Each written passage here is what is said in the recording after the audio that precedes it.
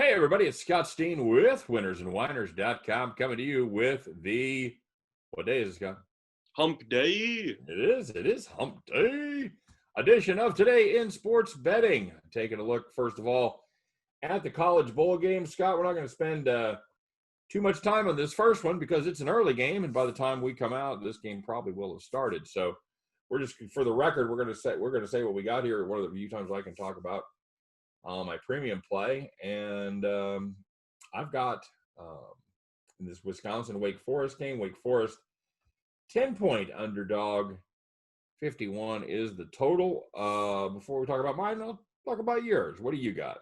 Well, with Wisconsin, first of all, I'm not sure how they're laying 10 based on what they've shown over the last month or so. Second of all, the even more confusing part, how does Wisconsin have a total in the 50s? This team can't score. Two very good questions, my friend. They can't score, and they don't let anybody score against them. Pretty good combo for an under. I know Wake Forest is kind of the opposite, though, because Wake Forest doesn't exactly have a great defense by any means, but you have Graham Mertz for Wisconsin, who has been disastrous, with the exception of the first two games, the game against Illinois and the game against Michigan.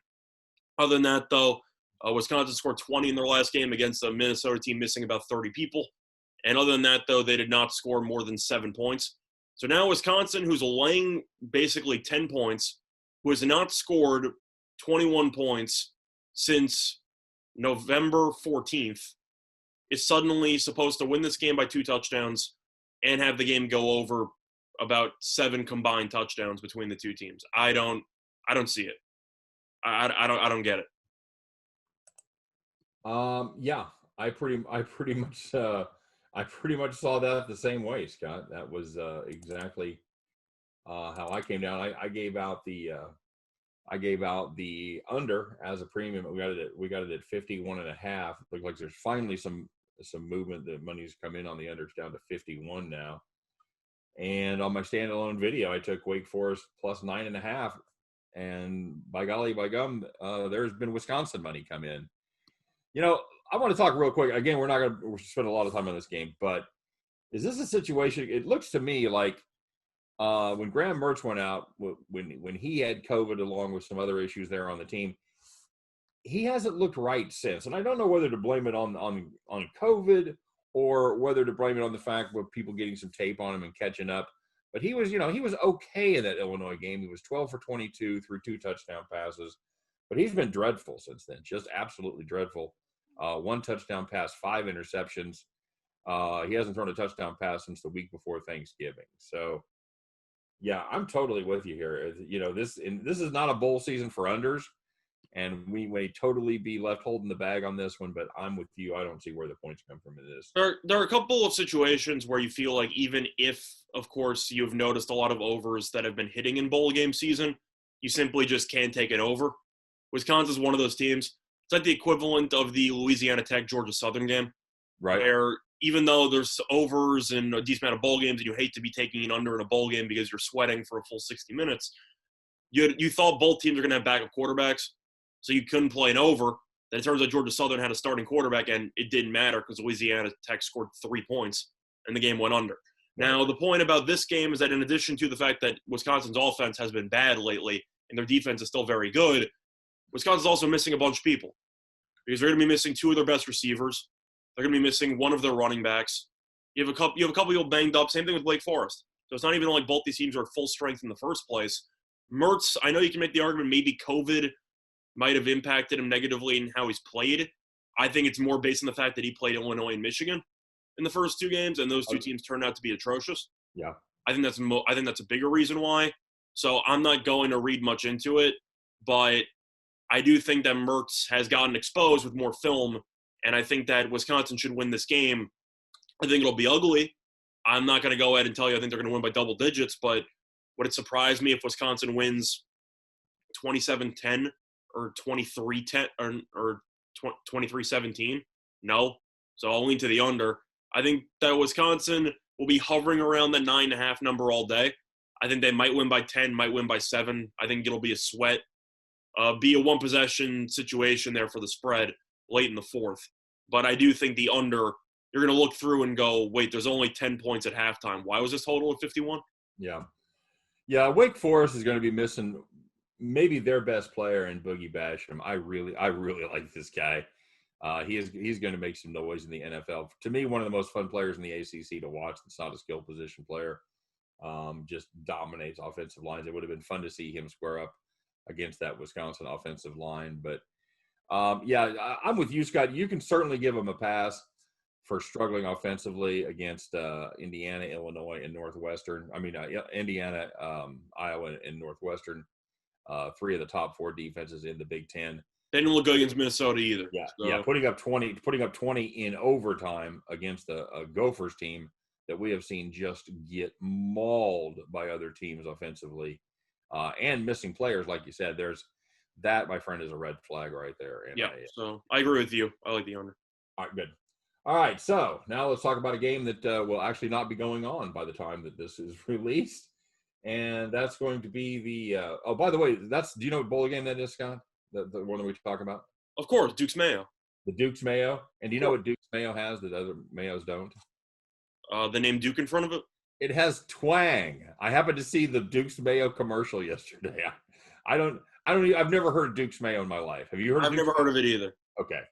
All right. It has twang, by the way. That's what you're looking for out of Truth is, I thought that Wisconsin made up a bowl game to keep the fans happy. Because, of course, since I went to Wisconsin, I'm in a couple of, like, Facebook meme groups and stuff like that. And, like, half the people are just making jokes about how mayonnaise is our savior now because it gave us something to actually root for during the postseason. I never heard of it. But then again, you have so many sponsors every single year that take over bowl games, and it's just a matter of going, wait a second, there's a mayonnaise-sponsored bowl game now? Yeah. I think I'm the fattest human out there that doesn't like mayo. So certainly the fattest white guy. Well, hopefully you'll at least like the bowl game. I think it should be fun. Okay, Scott, now we're taking a look at the one that could have been, should have been, might have been a first round playoff game. And that's not the way it worked out, as the Florida Gators square off against the Oklahoma Sooners. Right now, let's see what we've got. I've got Oklahoma, and this one has gone up considerably. I see 6.5 or 7, depending on. 6.5 juiced right now at Bet Online, and 64 is the total. I did the video on this, and Oklahoma was -4. So that number has continued to go up. No love for the Gators as they are missing their top 4 receivers, Scott. They're missing Tony, Pitts, Grimes, and, of course, Copeland, the speedster. So how's that going to go against this Oklahoma defense that has gotten a lot better than they have in the past couple seasons? You know, you looked over Oklahoma's past 3 bowl games. Any guess right off the top of your head how many points they gave up? Combined, or are you talking about on average? Combined. Or either one. You can do average. 3 bowl games? Yeah, last 3 bowl games, Oklahoma's, how many points did defense give up? 120. 162, Scott. Okay. I thought my guess was reasonable, but apparently it was not. Yeah, not a bad guess. I forgot the factor in my head. You had the LSU game. They put up about 70. I don't know if that even counts the Baker Mayfield Georgia semifinal game where they gave up like 50-something in overtime. Yep, that's the first one. That's 17, 18, 19. Yeah, okay, fair enough. So yeah, it's but the good news is defense got a lot better. This is Oklahoma defense is very good against the run. But Oklahoma State performance gained some weight yesterday after Oklahoma State's offense actually looked pretty sharp. Yeah. I know that Sanders got injured in like the first quarter of that game, but still only giving up 13 points to Oklahoma State's a pretty solid performance. Yeah, that's not too shabby at all. This Florida defense, Scott, not been good. Not been good at all. They lost 2 big games this season before they lost to Alabama. They lost that game to A&M. That was a game that they should have won, but they couldn't get off the field. They let A&M convert 12 of 15 third down opportunities. They had the late fumble as well in the fourth quarter. Right, but they never should have been in that position. Correct. They should have been up by double digits. That was the nail in the coffin. It shouldn't have mattered. Right. So that was then you had the LSU game, and my one question is, who throws a shoe? But horses. I think horses throw shoes, Scott. That's about it. That's up until that game in sports. And reporters at George Bush press conferences. You're probably too young to remember that, but I remember that. okay. Well, that's the only shoe throwing incidences that I know of before You this. have the Bruins guy who beat up a fan with a shoe. I don't know if that counts, but It's close. close. It's unusual use of shoes, so that's Proud of that was Milbury. Milbury did that? I think it was Milbury because he turned into an analyst. Yeah, that's the surest pass to analyst right there. Beat somebody with a shoe. Yep. But before the shoe, Scott, they couldn't stop this LSU offense. And with a true freshman quarterback making his first career start. 418 yards of total offense. That is inexcusable for this defense. So, how do you think Oklahoma's going to do against the Florida defense? I think they're going to do well, but I don't think they're going to be doing as well as people think they're going to. Oklahoma's offense has been very good at times this year. For the most part, pretty good. I'm not going to go ahead and say it's the same offense that dominated with Hurts, with Kyler Murray, with Baker Mayfield. It's just not that as talented as it was back then. It's been good. Truth is, I'm still not a big fan of Rattler as a quarterback. I think he's fine. I know he's a freshman, so he's young and he should progress. But out of all the quarterbacks I just listed, he is the worst out of those by far. Well, the other three are going to be starting in the NFL. On Correct. Sunday. I'm saying I don't know if Rattler's even going to be starting or making it to the NFL, like as a serious player, like maybe as a backup. But he's got to progress a lot over the next couple of years because his decision making is disastrous at times. I think that's the biggest jump from freshman to sophomore year, Scott, is the decision making. They see the field better. The game slows down for him. I'm just saying, as of right now, his decision making is definitely a problem. Well, he's got a lot better. He threw 3 picks against K-State. He's thrown 4 picks the rest of the season, going along with 17 touchdown passes. So I didn't think he looked that great against Iowa State in the second half. Iowa State plays a little bit of defense. Correct. I know that Iowa State has better defense. I'm just saying that first half he was carving them apart. Second half came around, they couldn't move the ball. You're right. So it's a matter of Oklahoma's offense seems to go through waves where they'll look really, really good for about a quarter or two, and then suddenly they'll hit a random wall. Now, is that going to happen against Florida? Probably not. But I think it's worth mentioning. Okay. I think Oklahoma's offense will do well enough to probably score 30-plus, borderline 40, which should be enough to get the job done in this game. But I'm not going to go out here and say, Oklahoma's going to drop 60 on them. Like that, I just don't see that happening. Well, I don't think they're going to need to. I don't think they're going to need to score 60 to win. I don't think they need to either. I'm just saying that I think Oklahoma's offense is going to do well, but some people might just blindly look at the team total for Oklahoma and just go, it's easy over because Florida's defense is bad and Oklahoma's offense is very good. I'm just saying I think there's better angles to look at this game than just look at the team total, saying, Oklahoma's a shoo-in. See what I did there? Pun intended, to score 45. I think it's interesting, Scott, that the number on Oklahoma's continued to go up while the total has dropped. Can you kind of explain that counterintuitive move? But it has to be based on Florida because they're going to be missing 4 weapons. In my video that I made, I only mentioned 3. I didn't even mention Copeland because the other 3 have just been so well. I didn't even mention Copeland in that. But right. The thing about Florida, you have a couple of aspects that we have to talk about. And the first aspect, because of the fact that everyone opted out, is motivation.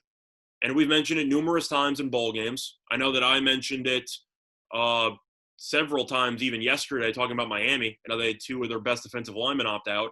And as a result, Oklahoma State ran the ball down their throats. Sanders was great. They moved the ball at will because they couldn't get after anybody because Miami didn't want to be there. And they got out to a 21-0 lead for Oklahoma State. And you could tell Miami didn't exactly want to be there early on before they responded. Florida had a serious shot to make the playoff. They blew a game against LSU they should have won because they were going to get the ball back before the penalty that led to the field goal. Right. Then they ended up having their Super Bowl against Alabama in the SEC title game where you can make an argument maybe if they won they would have gotten in. I don't believe that, but Florida might have the disillusion that was the case. They lost the game in excruciating fashion. And now you say, well, we're playing the Cotton Bowl against Oklahoma. And I kind of understand what Tony and Pitts and Grimes, why do they care? Right. Like Florida's goal the entire season was we're going to be a one-loss team in the SEC after losing to Texas A&M, and we're going to play for a playoff spot. And then they lost each of their last 2 games, and the receivers said, I don't care about the Cotton Bowl. Get me out of here. Yeah. So you also had a case with one of Florida's best defensive backs who opted out as well. So my question is, Oklahoma didn't really have anybody opt out. This team knew when they They lost. had their cornerback opt out. No, they had one guy. They had Trey Brown. Trey Brown, yeah. That's the only guy who opted out. But I'm saying in comparison to Florida, they Correct. basically have their entire roster. Yeah. By the way, Copeland's out with the virus. Yeah. He didn't. The freshman obviously did not opt out. So. Yeah. So he's out for different reasons. But the people I mentioned are people who just didn't care. Right. You're right.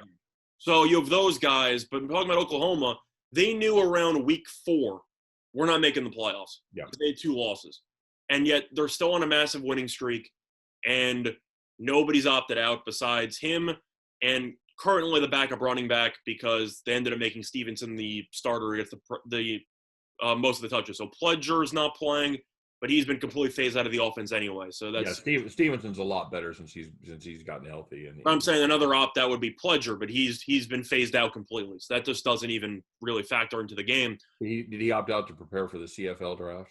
I think he just transferred. Because Okay. he just didn't want to be there because they weren't giving him the ball, and that makes sense because he had 1 carry for 2 yards against Iowa State in the conference title game. So the point I'm trying to make is that Oklahoma, because nobody opted out, and because the fact that they knew in the early part of the season they weren't going to be competing for a playoff spot realistically, right? It seems like this team is bought in, and they just decided we're going to salvage whatever we can, and we're going to end the season on a high note. So that's basically what's happened, and for that reason, I'll lean to Oklahoma because I don't think Florida really, really wants to be there. It's hard to argue with it. I think Oklahoma would really like to get the taste out of their mouth of 3 just dreadful performances their last 3 bowl games there. And this is again, this is not the Little Sisters of the Poor. This is a high quality Florida team. I think that's a very good victory here to end the season. And I understand the line movement completely. I do have a premium on the total. Put out a standalone video on the side on this one, and I did. I have a standalone video on the side also. I know that I think we differed on the sides that we had, not based on teams, but just based on the actual play itself. You took a half. I took a full game. Yeah, I mean, I found the half was most available at 3.5. I found it at 3, so I was going to take 3. Like that's just a no-brainer for me. And I'm going to tease. I'm going to tease my daily video, which I almost never do. I found a great play at Bet Online that I love. So if you haven't checked out my play of the day on this game, get over there and do that. If you have this play available, I highly recommend. Love this play. Love it.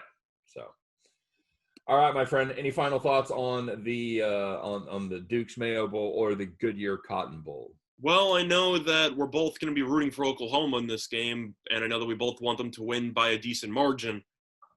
I'm fine if Oklahoma wins this game by 7. Just please keep the game competitive. I really just don't want to see a Texas-Colorado from yesterday game where I know money came in Colorado. I said I like Texas because of the fact that once a lineman got injured for Colorado, their defense was atrocious, and they gave up 50-plus points. The game was over in basically the third quarter. First 2 minutes of the third quarter.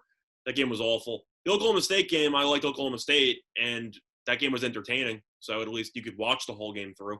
So hopefully the whole game's competitive. I don't know if it's going to be, but we'll see. Yeah, I had all kinds of Texas last night, and that came through easily. That was a premium play. So Tom Herman and bowl games, write it down. Well, he takes them seriously, with the exception of you've had like maybe 1 or 2 clunkers in there, but for the most part, they seem to show up in bowl games. Yep, absolutely.